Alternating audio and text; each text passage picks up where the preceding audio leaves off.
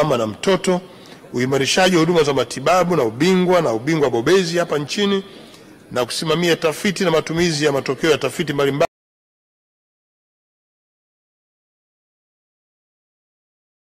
za kiafya, lakini pia kuendelea na hamasa ya kuanzisha kwa mfuko wa bima afya.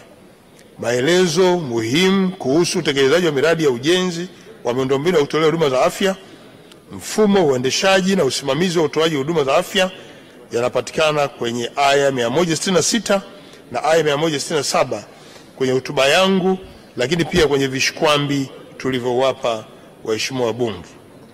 Mapambano dhidi ya ukimwi. Mheshimiwa Naibu Spika, kwa mujibu wa takwimu zilizopo, watu 1,536,842 kati ya watu 1,690,948 wanaishi na virusi vya ukimwi. VVU walikuwa wanatambua hali zao, wanaoishi na virusi vya ukimwi walikuwa wanatambulika na hali zao na maambukizi.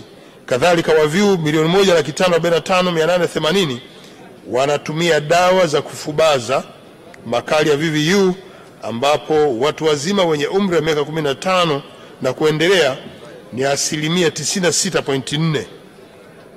Mheshimiwa Naibu Spika, kiwango cha maambukizi mapya ni watu 60,000 kila mwaka, ambapo vijana wanaopata VVU maambukizi ni takriban 34.3% ya maambukizi mapya. Nitoe rai kwa Watanzania wote kuendelea kuchukua tahadhari, kwa kuwa ukimwi bado ni tishio kama takwimu zinavyoonyesha.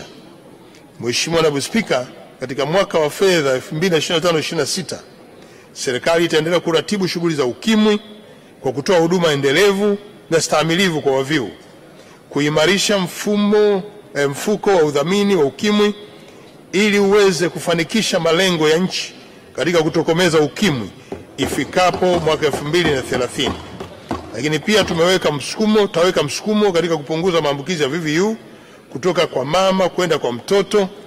Tutahamasisha mabadiliko ya tabia katika jamii ili kupunguza maambukizi mapya ya VVU. Sambamba na hayo, serikali inatambua mabadiliko ya kisera kutoka kwa baadhi ya washirika wetu wa muda mrefu wa masuala ya ukimwi.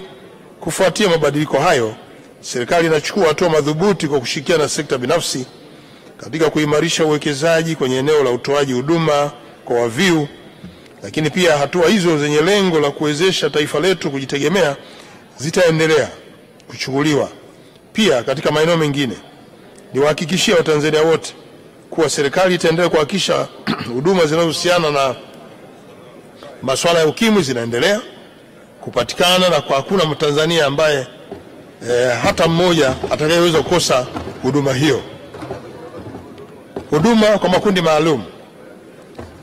Mheshimiwa Naibu Spika, katika mwaka wa fedha 2024/25 serikali kwa kushirikiana na wadau wote muhimu imeendelea kuhamasisha ushiriki wa jamii katika maendeleo, kukuza usawa wa kijinsia